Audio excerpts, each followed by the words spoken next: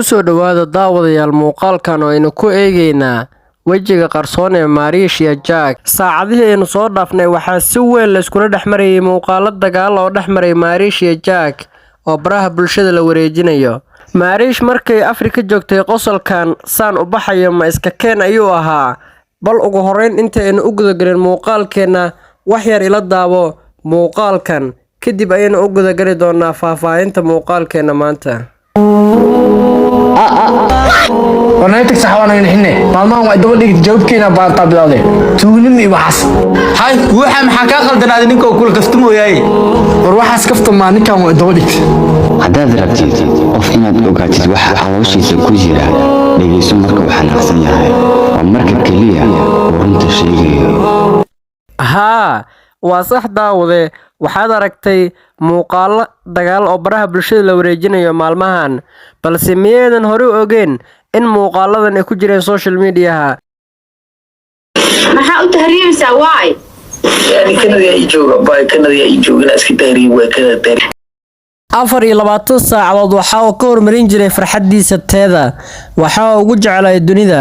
balse ma aysan calfan mar walba oo isku dayo inuu xiriir la sameeyo waxay ahayd mid diida kana meereysata kalina ogol saaxiibtinimo taasi oo xalliyo uu ku sheegay iyadana sidan laakiin adiga naagii aad jeclayd baa ku gambinooyo si camaleenti brada ha qaadanin xushmad daro no ha qaadanin waxaan rabaa giftiga inaad furtid markii aad furtidna kadib indaa isku qabsanay kadib gacanta gelin ama seerin ay taageerayeen adiga indaa giftiga gelisi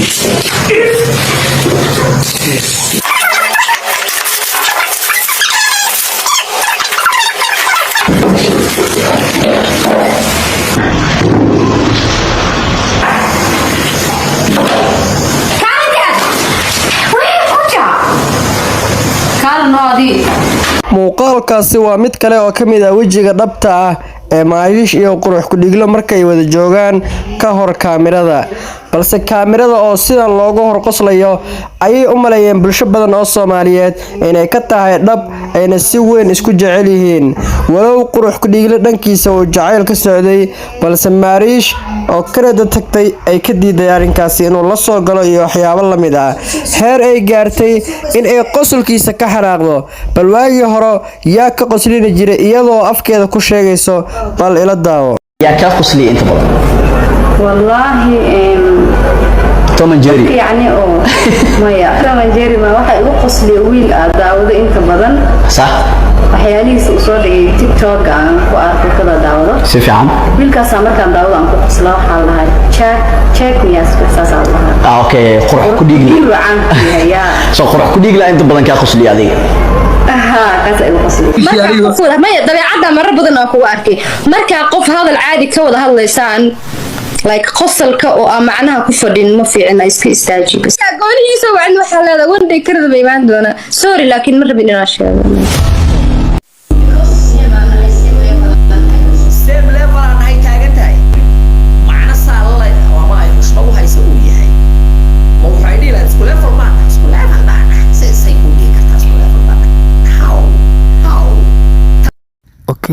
xalliyo oo xanaaqi ayaa isweydiinaya su'aalahaasi la yaab kale dhab ahaantiina waa kuwa la rabay inuu xilli hore isweydiiyo Jack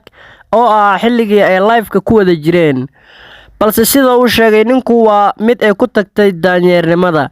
xalliye waa mid ka mid ah dadka isticmaala social media waxna ku soo gudbiyo ninkan waxa uu soo baxay muddo hadda bilooyin laga joogo oo saameyntiisana weli uu leeyahay bal wax yar aynu kala dhaxbaxno Jack iyo xalliye si uu u baro arrimo qaar oo ragga khuseeya imagine garoob markay ku aamusinayso garoob aad ku aamusin naag soo daashay adiga ku aamusinaysa hal mid u sheeg okay no wada asxaabta marka maya dabeecada marar badan oo ku arkay marka qof hadal caadi ka wada hadlaysaan like qosolka oo macnaha ku fadhin ma fiicna iska istaaji bas aan ku baro sida naagaha loo helo aan ku baro sida naagaha loo hadlo aan ku baro sida naaguhu ay ku xushmayn lahaayeen adiga aan ku baro sida laba xaniyood ku noqon lahayd hadduu ninkaan isdhiso uu xariiftamo naaga ka fiican buu heli karaa laakiin maadaama uu gabdhaha walaalkood yahay meeshaasuu rabayo waxba aniga waxba si walba oo ay noqoto Mr Bombom hadda waan filaa in uu fahmay fikradaha xalliye podcast ee laga soo daayay barta YouTube-ka iyo TikTok live. haddii aad nala soo gaartay ilaa halkan fadlan subscribe dhaa channelka nagu soo biir kana mid noqo saaxiibadeena qiimaha badan. gabdhaha walaalkoodna waxaan leenahay wax fahan.